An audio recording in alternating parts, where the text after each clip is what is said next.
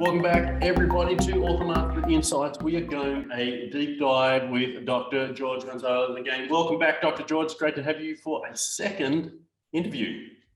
Thank you so much. Pleasure to be here and sharing the concepts of neurology and the holographic universe and the holographic nervous system and everything in between. Yeah, we're excited. I mean, we jumped off our call last time and there was so much content, so much value, so much incredible neuroscience and quantum physics that was discussed that I wanted to just go a little bit deeper. We spoke last time, and if you have not watched, everybody, the video we interviewed, last week, Dr. George on his incredible book, Holographic Healing, The 5 Keys to Nervous System Consciousness. Go watch that, go grab the book, read that, but we are going to talk some of the science, some of the incredible background and research that goes into the type of thinking that leads to a whole new paradigm, to a breakthrough in understanding. And that's where, holographic healing has come from. So that video goes through this beautiful understanding of quantum, really this quantum breakthrough in our understanding of health and healing. And so with quantum neurology, we've got a thought leader in chiropractic, and I just wanted to hand over, really, more than anything else, the opportunity for you to share some of the background to that process and bring you just a deeper, a richer awareness of all this great gift to the chiropractors watching this. So, Dr. George, I know you've got a host of books there that you're going to talk about, you're going to share. I'm going to just hand straight over to you while you bring all of this into a coherent state. Absolutely. Thank you so much. I just ran to my bookshelf and grabbed a few titles. And I have so many more. We've moved, so a lot of things are in storage, but just a few titles that really change the paradigm for people that are accessible is this book, Holographic Universe by Michael Talbot, talking about how the universe is a hologram. And I talked about last time we were together how the nervous system is a hologram. And so on the cutting edge of science today, all the scientists are talking about the universe being a hologram and the human body being a hologram. And so this was an introduction to that conversation. Also, Dr. George Goodhart of Applied Kinesiology talked about the nervous system being a hologram, and it was documented in the Walther Blue Book, if you're familiar with the Applied Kinesiology textbook. Powerful rehabilitation system of applied kinesiology. Also by Dr. Bruce Lipton, biology belief, talking about consciousness and the difference between, he calls it matter and miracles and all the different concepts that are out there.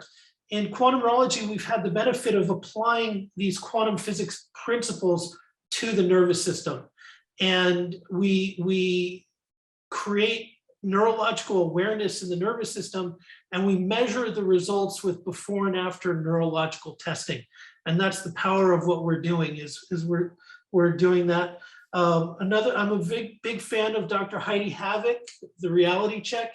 As you know her, you've interviewed her before. Breakthrough scientific discoveries in chiropractic and the value of chiropractic care and all the documentation. There's a must read for everybody in our profession. Notice that, a friend of mine, his daughter went into school for writing, and I just validated him on how important writing is.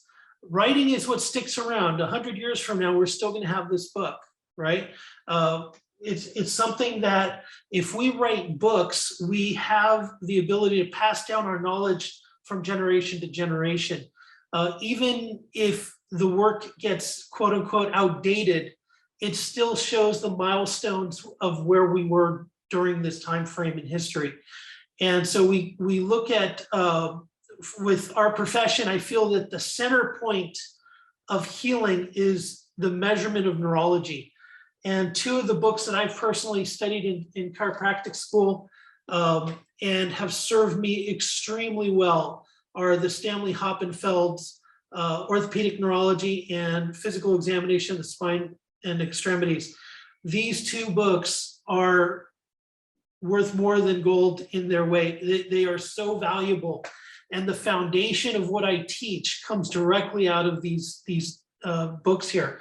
And it's so powerful to have a strong understanding in neurological evaluation, because That's the target of our nervous system. That's the target of measuring healing in our body.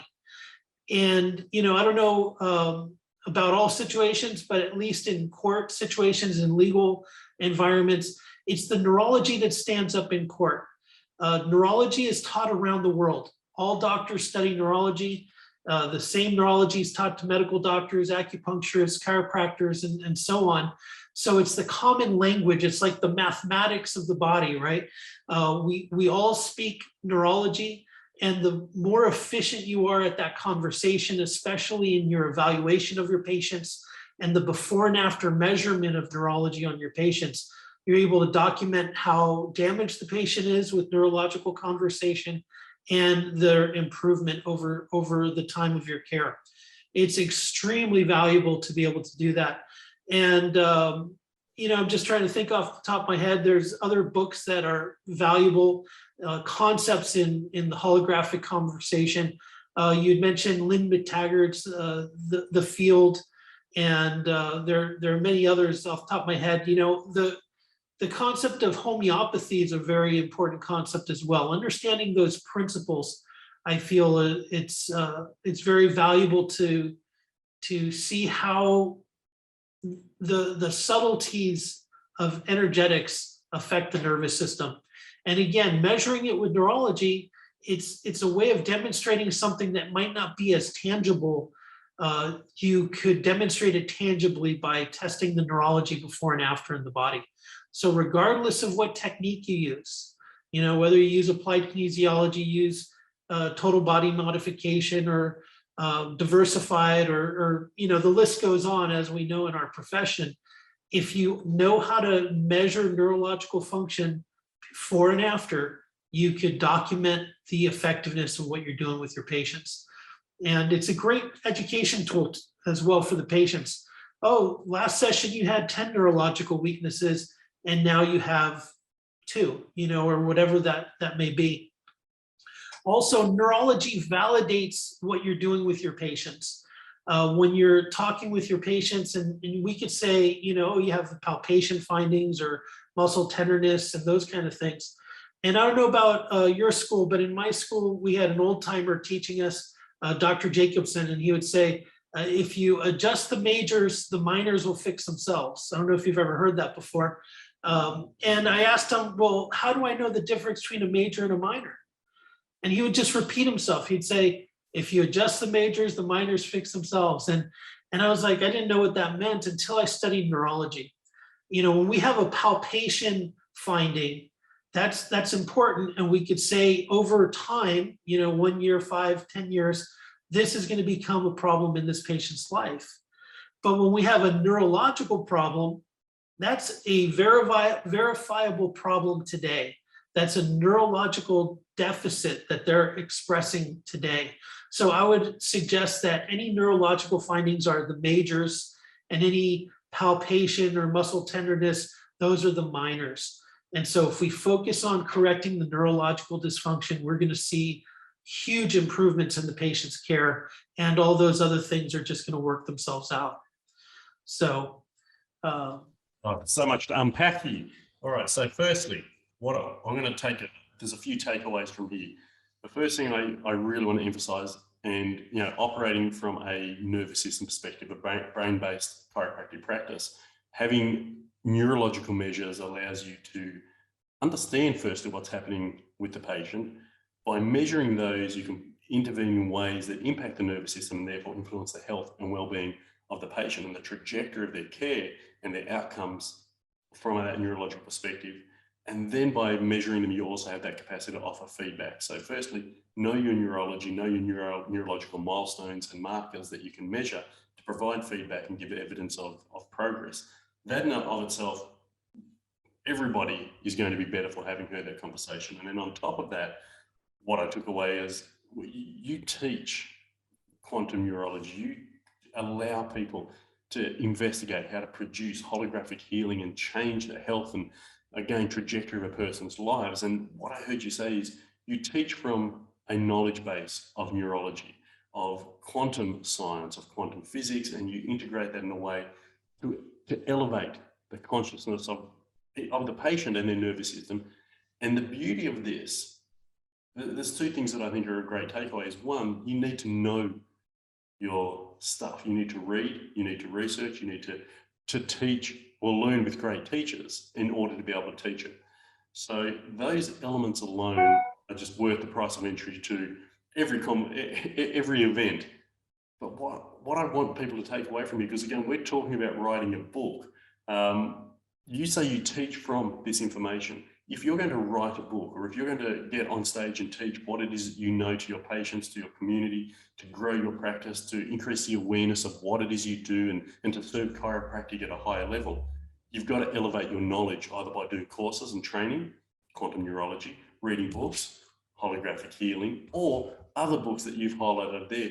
What is the significance of those books upon your learning that led to your ability to confidently and competently educate other chiropractors, deliver that education in a congruent way, and then also to be able to write a book that encapsulates all of that?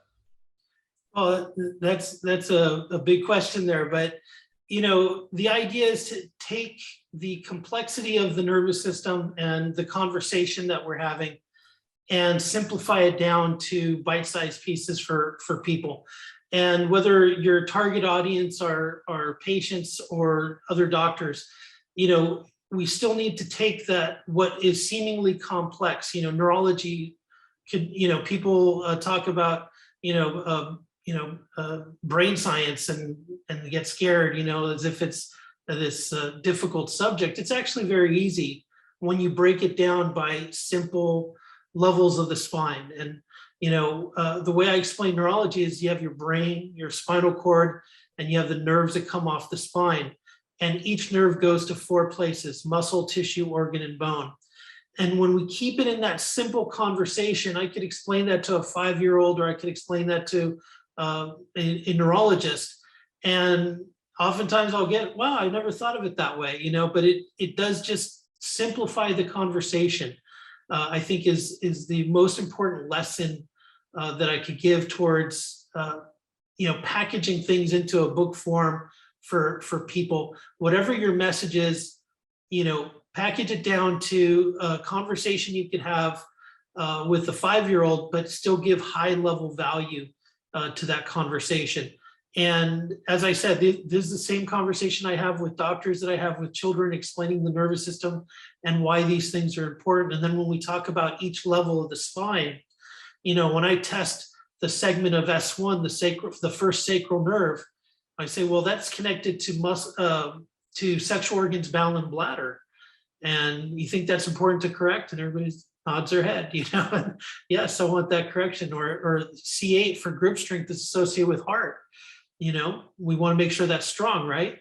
Yes, I do. So it's just bringing that conversation down to a simple level for one, the patient to understand, but also to layer the knowledge base on top of that for patients. So there's that basic information that we talk about, the brain, spinal cord, nerve, four areas.